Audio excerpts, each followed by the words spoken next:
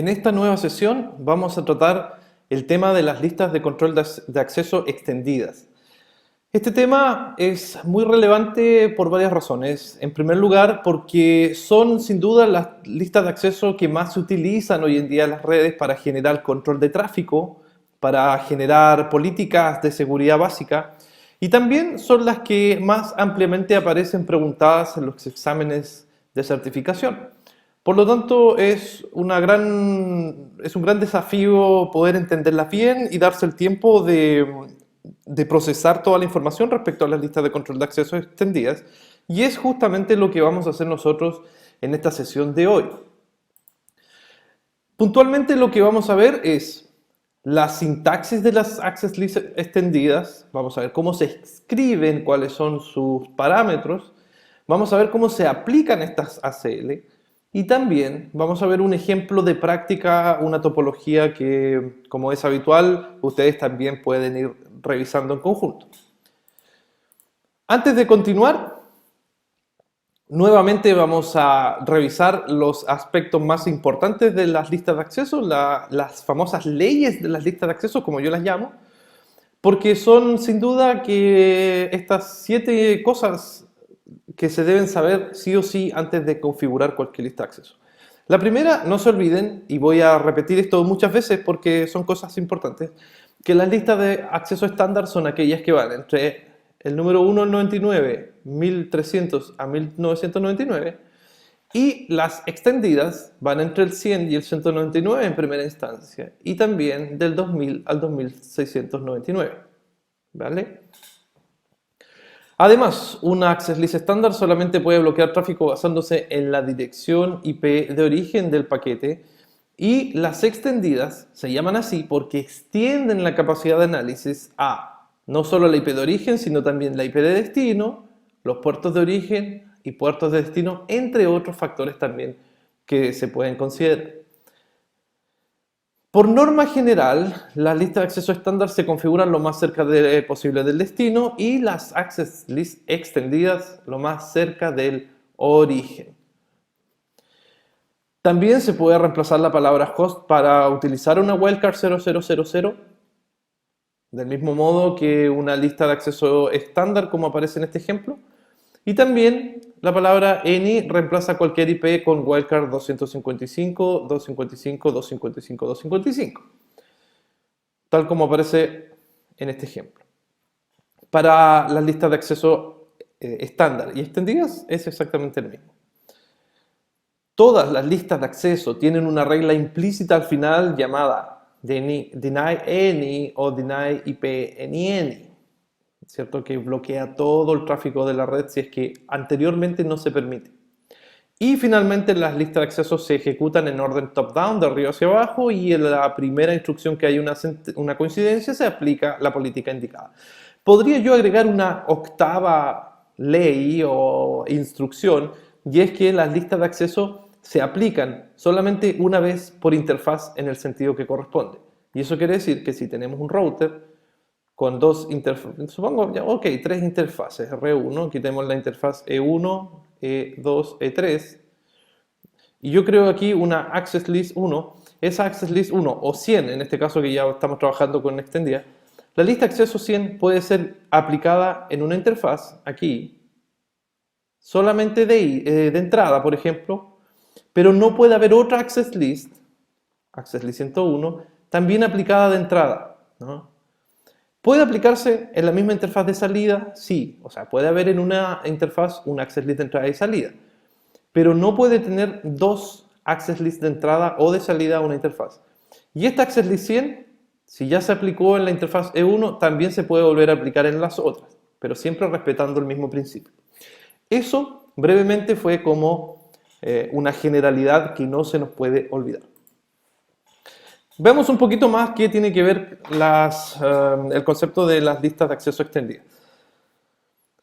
Cuando trabajábamos con las listas estándar, ¿cierto? El paquete IP venía entrando en el router y de todo este paquete completo, incluyendo la data y la información de capa 4, el encabezado TCP/UDP, Lo que hace el router es únicamente, como indica este dibujo aquí, mirar la dirección IP de origen.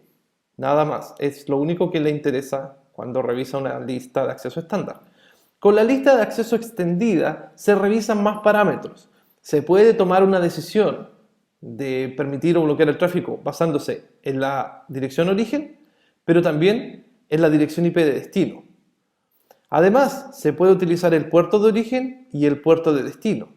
Incluso se pueden utilizar otros factores, como por ejemplo el tipo de paquete IP, el código, si es un paquete ICMP, si es un paquete RIP o más bien OSPF puede ser, porque RIP es de aplicación, OSPF, puede ser IGRP, etc. IPsec también o GRE, distintas tecnologías. ¿Ya? Lo importante es recordar sí o sí esa diferencia que es donde se examinan las listas extendidas. Aquí tenemos un ejemplo de una lista de acceso extendida escrita en sus dos versiones, en sus dos formas. Primero tenemos la tradicional lista numerada, la lista 100 en este caso, y después tenemos la misma lista, pero escrita en formato de lista nombrada. ¿Ya?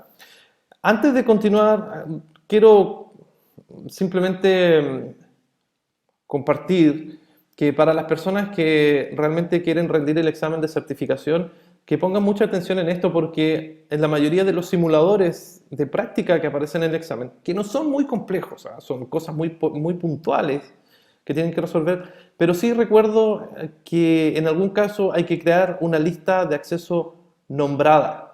¿Ya? Y es por esa razón que yo la agrego aquí en esta sesión para que ustedes también sepan cómo se configuran estas listas de acceso nombradas. Entonces les recomiendo que si tienen que trabajar en la vida real con una lista de acceso, trabajen con este tipo que es mucho más amigable y más fácil.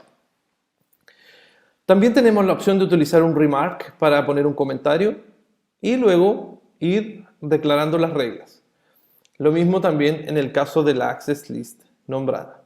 Bien, como pueden ver ustedes, aquí hay más parámetros. Podemos ver que ya podemos ver ICMP aquí, podemos ver algunos puertos. ¿Sí? Vamos a ver cómo está compuesta la sintaxis de una lista de acceso extendida. Y eso es así. Aquí la lista de acceso 100 tiene este número, recuerden, entre el 100 y el 199 para decir que es extendida. ¿Sí? Luego viene una política, de la misma manera que la lista estándar, permit o deny, y la diferencia empieza aquí. Nosotros podemos especificar el tipo de protocolo que vamos a utilizar, de capa 3 o capa 4. En este caso, podemos especificar el tráfico TCP o el tráfico UDP para la capa 4. Aquí esto puede ser capa 4. O podemos decir el tráfico ICMP para la capa 3. Además, existe un operador que se llama IP. IP quiere decir todo el stack IP completo. ¿Ya? O se permite o se deniega. Si la instrucción es deny IP, no vamos a entrar en detalles tan específicos como el puerto o el protocolo de transporte. IP es un resumen para decir todos estos protocolos que aparecen aquí. De hecho, si podemos ver un poquito más, un poco más con zoom, voy a tratar de mover esto bien ahí. Vemos que al escribir el comando access list 100 permit signo de interrogación me arroja todas las opciones de los comandos de los protocolos que pueden ser utilizados en esta parte, o CPF, yo solamente les mencioné algunos, pero también está IP que es any protocol. Si yo escribo IP, engloba todos estos comandos que aparecen aquí, todos estos protocolos. ¿Bien? Luego se especifica la IP de origen. La IP de origen, asimismo como la IP de destino, se pueden definir en formato de wildcard, utilizando una combinación IP y wildcard, aquí también, para seleccionar un rango, por ejemplo. Se puede decir un host de origen específico con la palabra host y la dirección IP. Y también en el destino se puede especificar host y una dirección puntual, o se puede decir desde cualquier origen o hasta cualquier destino.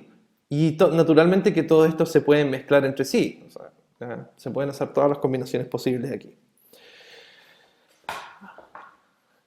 Alternativamente, si nosotros aquí en el protocolo de capa 4 seleccionamos TCP o seleccionamos UDP, podemos utilizar el operador IQ, que en inglés significa equal o igual a, y luego un número. Este número es el puerto de destino. Por lo tanto, si nuestra regla es, por ejemplo, permitir o bloquear el tráfico Telnet hacia una máquina puntual, aquí vamos a utilizar el puerto 23. Si es que queremos permitir o bloquear el tráfico SMTP, vamos a poner aquí 25, pero TCP. ¿Sí? Nosotros en algunas de las sesiones donde tratamos el tema de la capa del modelo OSI, del modelo TCP/IP, trabajamos muy puntualmente en la capa de aplicación, especificando cuáles son los protocolos de aplicación, cuál es el protocolo de transporte y el puerto. Hicimos varias listas y nos preocupamos en su momento de revisar eso. Una de las razones de haber hecho eso en el protocolo de aplicación, en la capa de aplicación, es porque en las listas de accesos tenemos que saber necesariamente cuáles son los puertos asociados a un servicio para poder permitirlo o bloquearlo. ¿Ah? Eso es así. Naturalmente que también podemos utilizar, como siempre saben ustedes, los operadores host y any. Esta es la forma de construir una ACE, una entrada de lista de control de acceso o Access Control Entry, que es cada una de las líneas de la ACL. ¿Bien?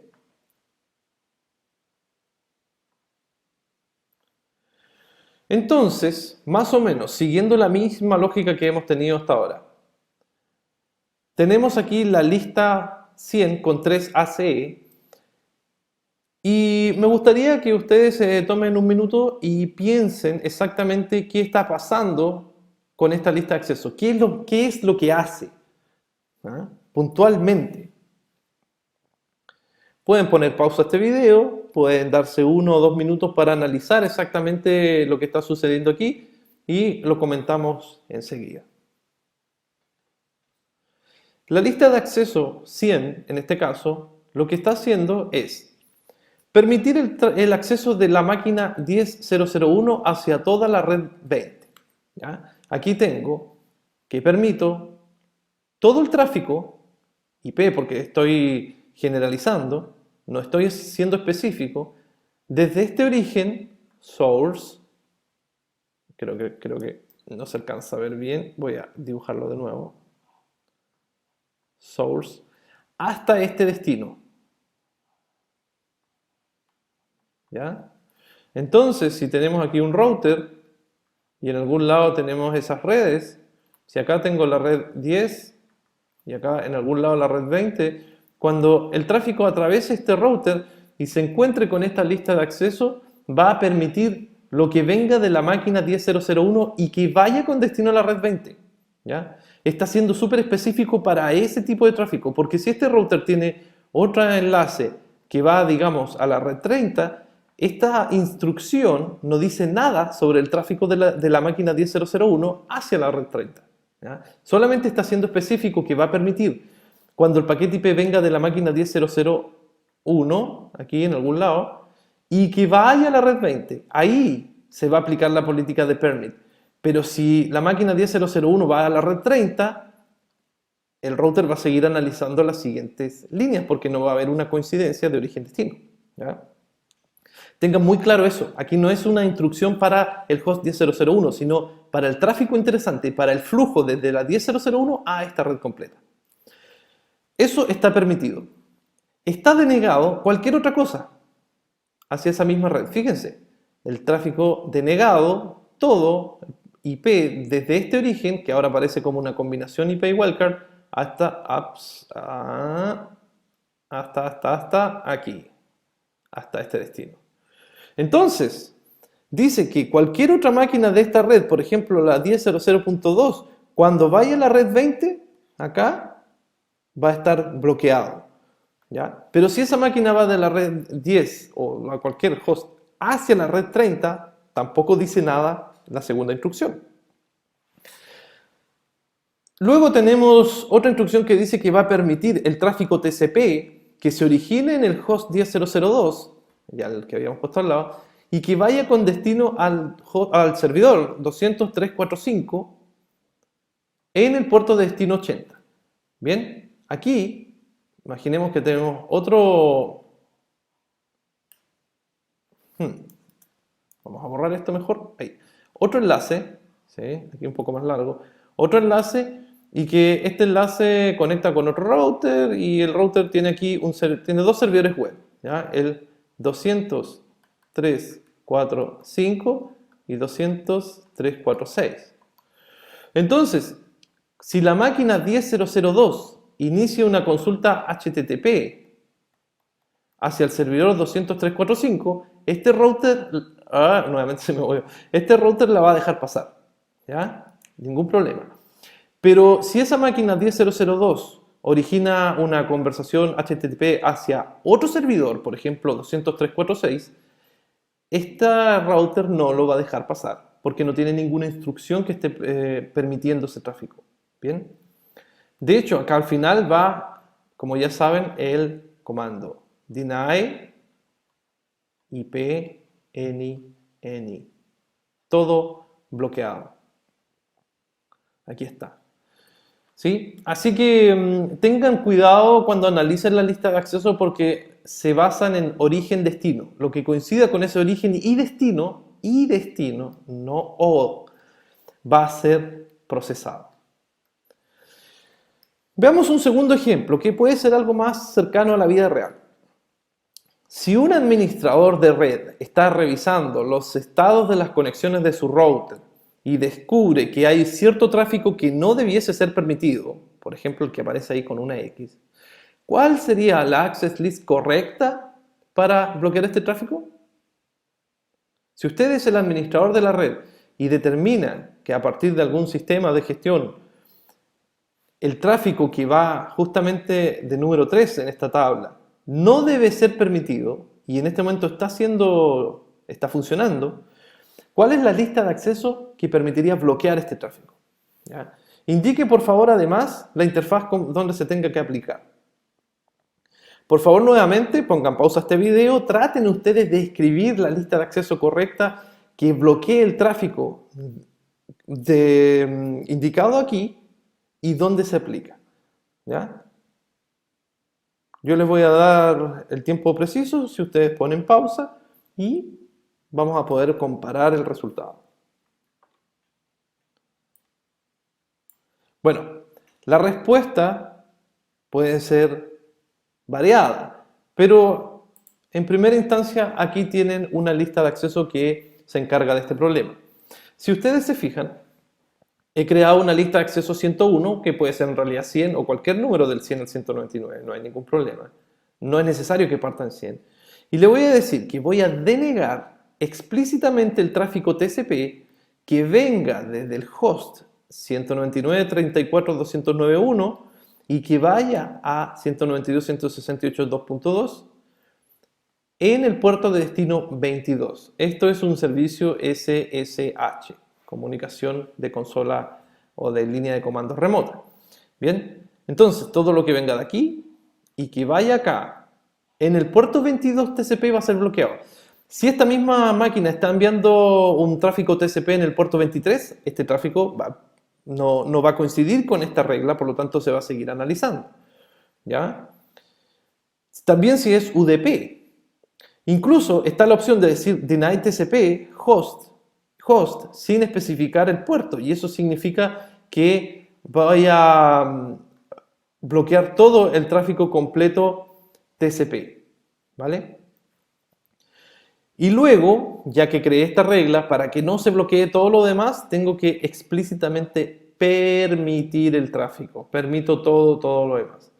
¿Dónde se aplica esta lista de acceso? En la interfaz FAT01 y puede ser de entrada seguramente. Aquí ya no podríamos definir bien. Tendríamos que haber visto una topología, pero la idea final es esa, ¿vale? Voy aquí a mostrar un poco más claro por si tienen alguna duda.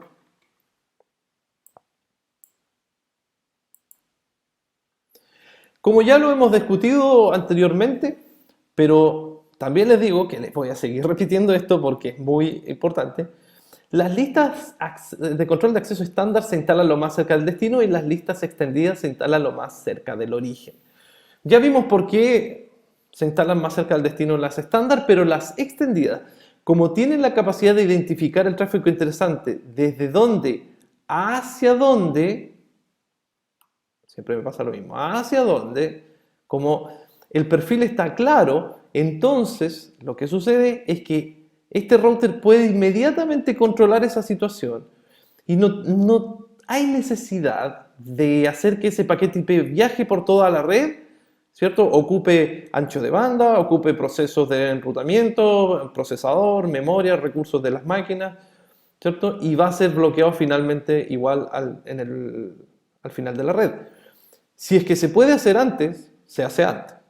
Y como las listas de acceso extendida tienen mayor fineza para poder trabajar, mayor cantidad de detalles, entonces sí se pueden bloquear antes, ¿vale? Esa es la única razón.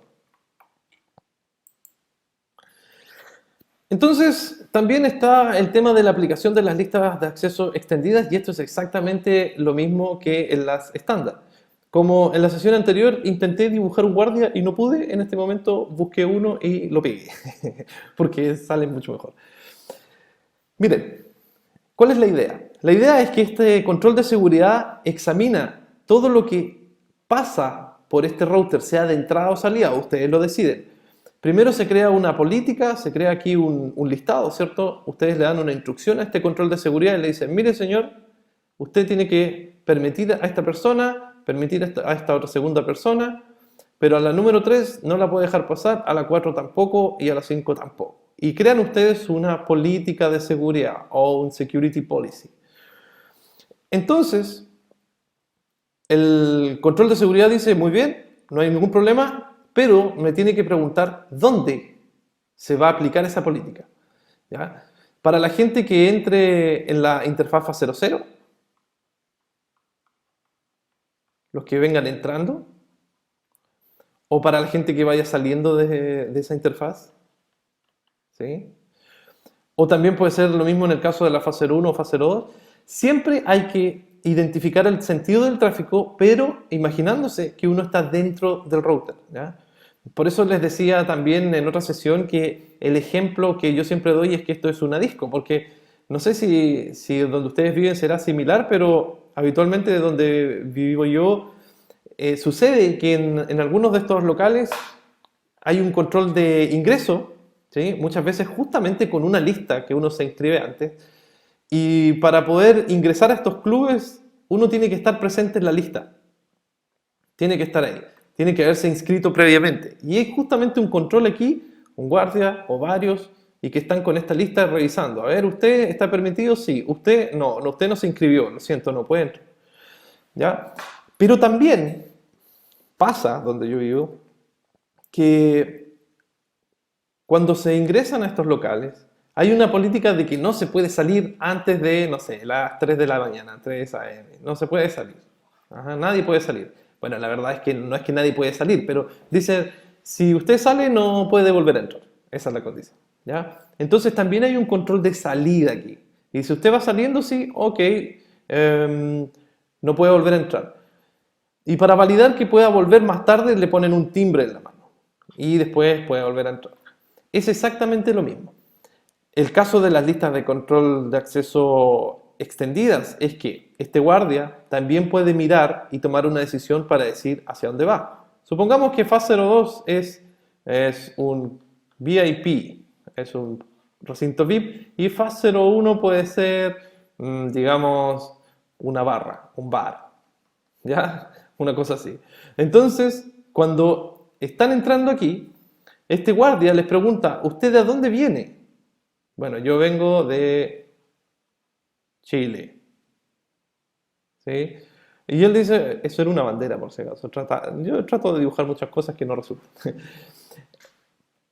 Vengo de Chile, ¿y a dónde va? Mire, yo voy al VIP. Entonces el guardia mira su instrucción y dice, ¿usted de Chile al VIP? No, lo siento, usted no puede pasar. ¿Y usted de dónde viene? Bueno, yo vengo de Perú. Ah, ok. ¿Y de Perú? ¿Y dónde va? Va al VIP. Ah, sí, por supuesto, pase. Entonces este guardia mira no solo de dónde viene y a dónde va, sino también mira cosas como los puertos, protocolo de transporte, etc. La idea general, para no redundar tanto, es esa. Siempre desde la perspectiva de estar dentro del mismo router.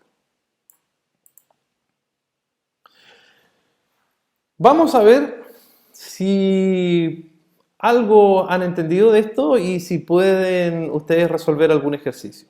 Para eso he preparado un par de ejercicios que podemos resolver ahora mismo. Y el primero de ellos dice, escriba una política de seguridad que bloquee todo el tráfico HTTP que se origine en la IP 192.168.050 con destino hacia Internet. Además, bloquee todas las consultas de ping desde fuera de la red WAN, pero permita las respuestas a una consulta generada dentro de la LAN. Es un poco complicado, pero este tipo de preguntas es exactamente la que uno esperaría en la certificación de Cisco.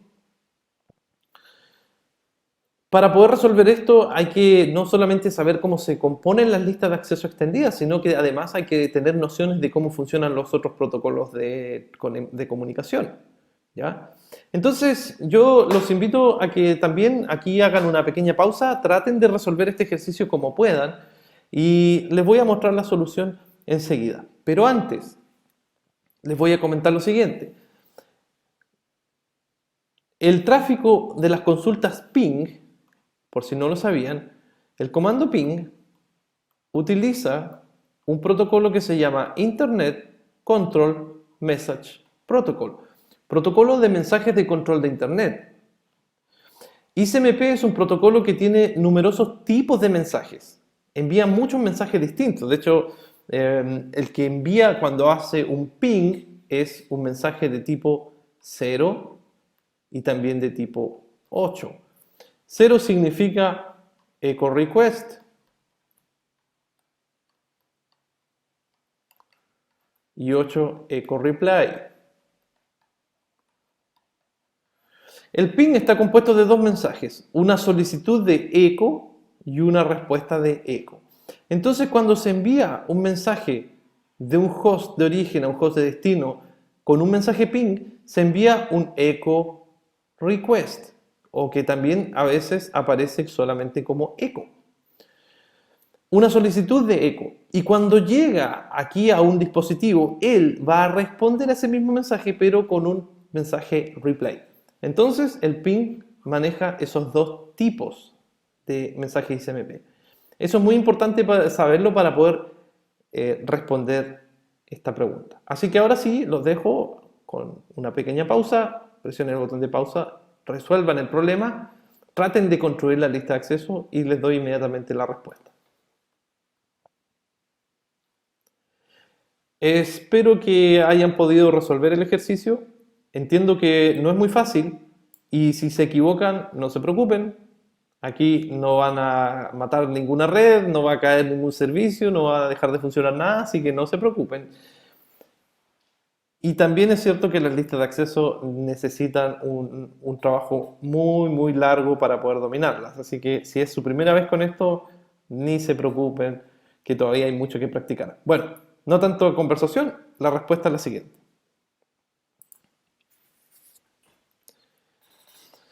Para poder resolver este problema, tuve que crear dos listas de acceso, no solamente una.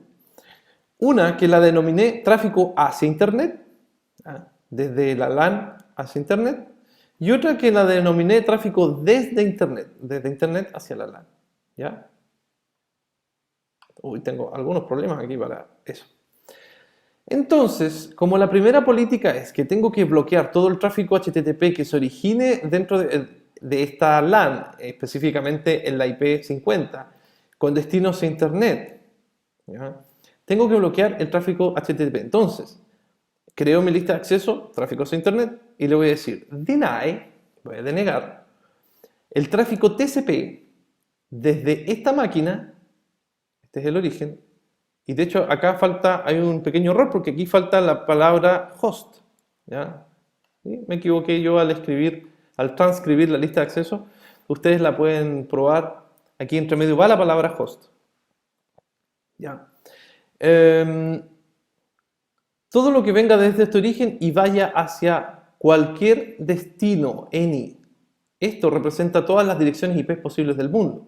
Pero no voy a bloquear todo el tráfico desde esta máquina hacia Internet, sino solamente específicamente lo que vaya destinado al puerto 80. Si esta máquina quiere hacer un ping hacia Internet o quiere conectarse al servicio SMTP de correos o POP o cualquier otro, no hay ningún problema. Pero este usuario no puede abrir ninguna página web en el puerto 80. Podría abrir una página en el 443 que es HTTPS, ningún problema. Porque la siguiente política dice que va a permitir el tráfico desde cualquier origen, aquí, hacia cualquier destino. ¿Ya? Así que si no cumple exactamente con este tipo de tráfico, que venga desde la IP50, que vaya a cualquier destino en el puerto 80, va a ser permitido. Luego, creé la lista de acceso tráfico desde Internet. Fíjense bien. Y esta lista de acceso, lo único que tiene que hacer es bloquear todas las consultas de ping desde fuera de la red. Pero permita las respuestas a una consulta generada dentro de la LAN. Ya, esto que parece un poco complicado de entender, de hecho es como bien... pasé aquí. Ahí sí, denme un segundito. Ahí está, ahí está. Esto es un poco complicado de entender, entonces les voy a explicar lo siguiente. La idea de esta lista de acceso número 2 es que cuando haya un host dentro de la red que quiera hacer ping, por ejemplo, un servidor público, youtube.com, Google, lo que quieran, va a enviar un mensaje, una consulta de tipo ICMP, pero esta consulta va a ser un echo request o echo a secas, que es lo mismo, una solicitud de eco. Y si ese ping llega a destino, el destino va a responder con un echo reply. ¿Ya? El reply es la consulta. Por lo tanto, aquí yo debo permitir el tráfico de echo replay. ¿Qué es lo que tengo que bloquear? Tengo que bloquear cuando algún usuario de Internet haga un echo request hacia mi LAN. Ese mensaje de eco debe estar bloqueado. Para hacer eso, simplemente yo digo, deniego el tráfico de tipo ICMP desde cualquier origen a cualquier destino, pero que sea de tipo eco. ¿Ya? Esta es la solicitud. Y todo lo demás lo voy a permitir. Y eso permite también que el tráfico, cuando salga a la LAN y vuelva, este replay sí esté permitido porque va a coincidir con esta lista de acceso aquí. ¿Ok? ¿Dónde se aplica esto? En el ejemplo que estamos viendo nosotros, el tráfico hacia Internet se aplica en la interfaz fase 00 de entrada, porque es cuando salga de la LAN y entre en el router, que es que quiero aplicar esto, y el tráfico desde Internet en la fase 01 también va a ser de entrada, in, porque lo quiero aplicar cuando el tráfico entre en el router.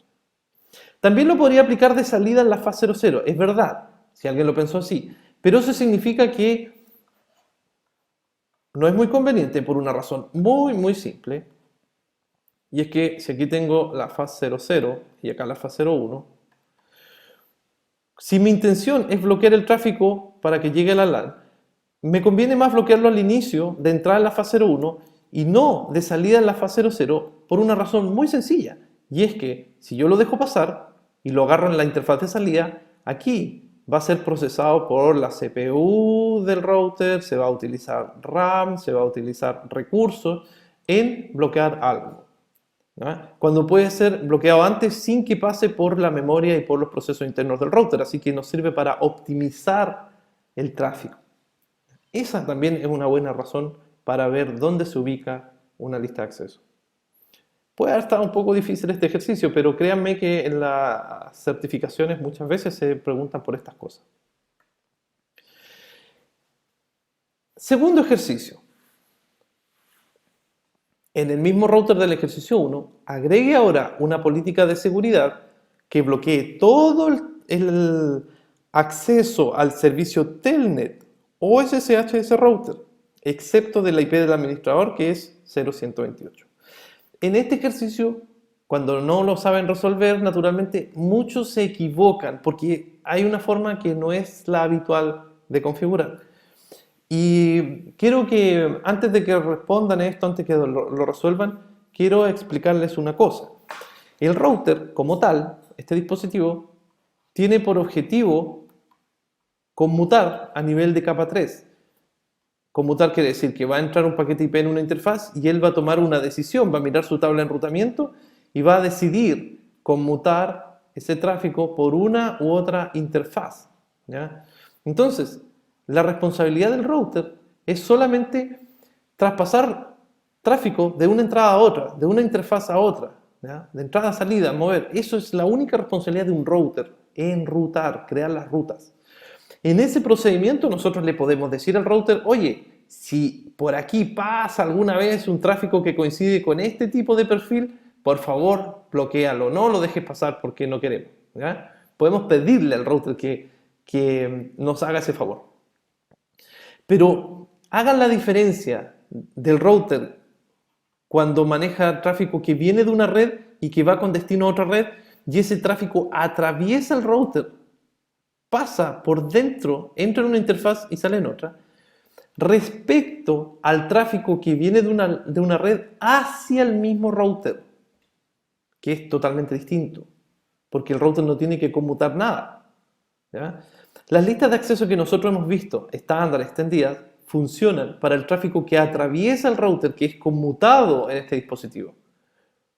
Pero para trabajar con el tráfico que va destinado al mismo router, hay que hacer algo distinto. ¿Bien? Traten de averiguarlo mientras resuelven este ejercicio, pongan pausa y les doy inmediatamente la respuesta. La respuesta a este ejercicio es la siguiente. No lo van a creer, pero aquí se puede hacer con una lista de acceso estándar. Ok, antes que me reclamen, vamos a explicar.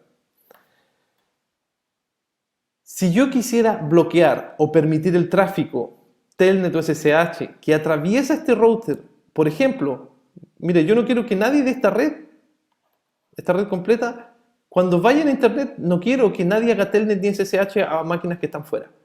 En ese caso tengo que crear una lista de acceso extendida y aplicarla aquí porque voy a buscar IP de origen, toda la red LAN, IP de destino, todo internet, puerto destino 22 o 23 y va a coincidir con el tráfico que atraviesa. Pero acá la pregunta es distinta. Se pregunta por el tráfico que va destinado al Telnet o SSH de ese router. Y como en la configuración de un router, Telnet y SSH se hace a través de las líneas VTI, ¿cierto? Uno va a line, VTY, 04 por ejemplo, login, local, bla bla bla, transport, input, telnet, etc. Aquí lo que uno hace es trabajar en las líneas VTI. Lo que podemos hacer nosotros es crear una lista de acceso estándar, que la vamos a llamar, no sé, VTI restricted, y vamos a permitir solamente este host, ¿ya? De hecho aquí nuevamente me faltó la palabra host, ¿ya? Si alguien lo notó, quiere decir que está muy bien con esto. Es una muy buena observación. Si no lo notó, por favor, corríjanlo ustedes cuando trabajen con los routers. Vamos a permitir exclusivamente lo que venga desde este origen y el resto va a estar denegado por la regla implícita. ¿Y dónde aplico esto? Esa es la pregunta. Dentro de las líneas VTI hay una forma especial. Aquí nos ocupa el comando access group, IP access group. Se ocupa access class. Y access class es lo mismo que el IP access group, pero exclusivamente para las líneas VTI.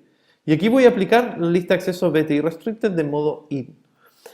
¿Por qué se hace así? Porque imagínense que este router tuviese muchas interfaces y yo quiero bloquear, quiero solamente permitir que este usuario, el 0128, pueda hacer telnet aquí o SSH.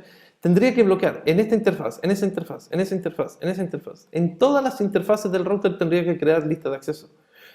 Me sale más fácil visualizarlo de esta manera. Déjenme borrar un poquito. Si aquí está el router, ¿ya? Una cosa así. Voy a tratar de ser lo más gráfico posible en mi explicación. Y aquí tengo la interfaz FAT00, FAT01, ¿vale? Y el tráfico viene entrando aquí. Cuando va destinado a otra interfaz, digamos, supongamos que incluso tiene aquí ya una... se me bloqueó un poco esto. FAT02, ahí conectado hacia otro lado. Supongamos que esto se hace aquí en un nivel más alto, o sea, la tabla de enrutamiento, el route processor determina que ese tráfico tiene que ir para allá o no, tiene que ir para allá o no, o ser bloqueado o no, el tráfico que atraviesa este router. Pero más abajo, dentro del mundo del router, existen los procesos BTI que son locales, que no conectan con nadie. Entonces se aplica el comando de access class. Creo que me está fallando aquí un poco el instrumental. Este access class se aplica al ingresar dentro de estas BTI. Por eso se pone en modo in, ¿ya? Cuando el tráfico venga a esta BTI, no importa de dónde venga, porque tiene que enviarse a un proceso interno del router. Por eso conviene hacerlo ahí. Les puse este ejercicio también porque en los exámenes aparece frecuentemente realizar este tipo de actividades, ¿ya?